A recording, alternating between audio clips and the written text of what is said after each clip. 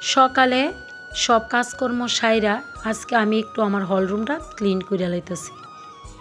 আর আমি যেদিন আমার বাড়ি ঘর একটু পরিপাটি করে সুন্দর করে গুছাইয়া গাছে রাখি, ওই দিন কেউ এয় না। যেদিন দেখি মানে একদম বাড়িঘর এলোমেলো হয়ে থাকে আর রান্না অর্ধেক করি, অর্ধেক বাসন টাসন এইদিকে ওইদিকে ছিটকে বিটকে ফেরাতে, ওই দিন দিয়ে কেউ না কেউই আয়ে পড়ে।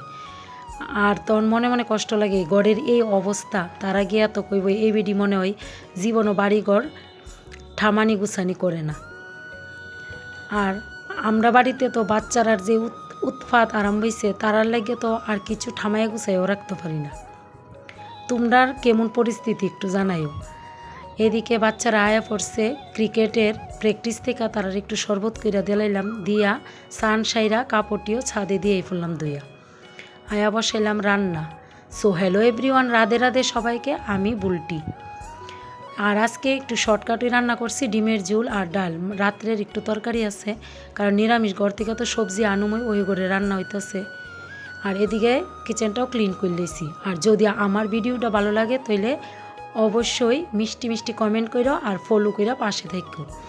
নিরামিষ ঘরে রান্না কমপ্লিট, বুকটাও রেডি করে দিয়েছে। টাটা।